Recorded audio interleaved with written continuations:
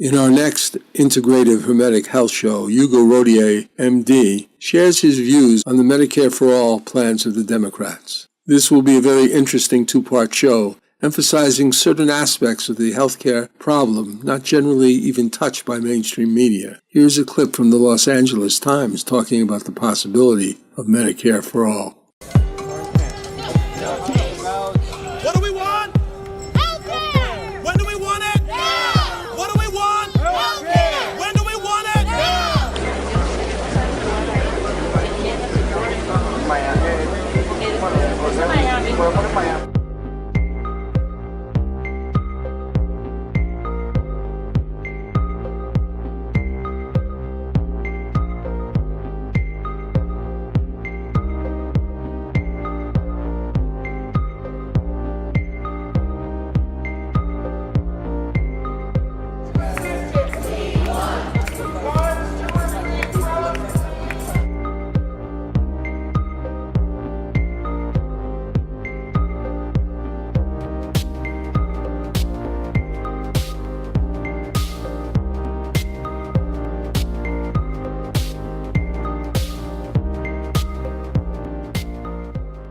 Although there's been a lot of excitement about the plan, perhaps suggesting a majority of voters for the proposal, interest in the plan has slipped since January, possibly because of the confusion presented by so many Democratic candidates, offering a great many variants on the plan and the dangers some felt also in losing some or all of their private insurance. Back in 2017, there was not too much timidity or confusion about what people wanted. This is a clip from the Washington Post.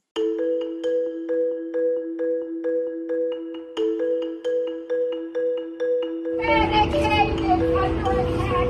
What do we do? Stand up, fight back!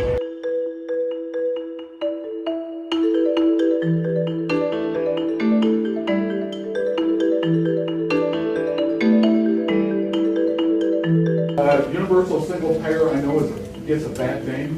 What about Medicare for all? Yes, ma'am, to that. Yes, Robin Andersek. I'm a lifelong Kansan. If public hearings are not held in the Senate on the next Senate bill, will you withhold your vote?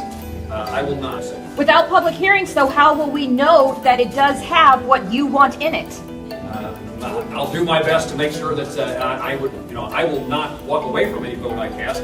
I'll be explaining a no vote. I'll be explaining a yes vote.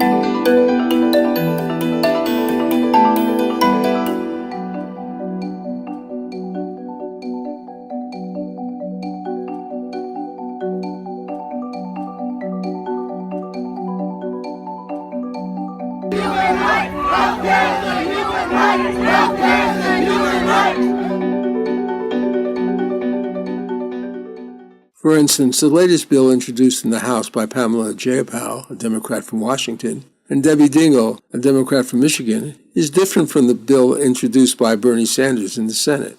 For one thing, it goes fully into effect in 2 years, whereas Sanders takes 4 years. One cannot help forget the massive problems with Obamacare that happened because of flaws supposedly in the program itself. Confusion or not, the need is vitally felt by so many of our citizens left out by the current system. Also, the House plan, called the Medicare for All plan of 2019, covers long-term care for older people and persons with disabilities, many of which generally struggle to be able to pay for these benefits. This, however, is a high-cost proposition. The new plan also gives the government the right to negotiate prices directly with manufacturers, something forbidden previously by law, that let the pharmaceutical industry charge the American public some of the highest prices in the world while forbidding them to buy their drugs from Canada.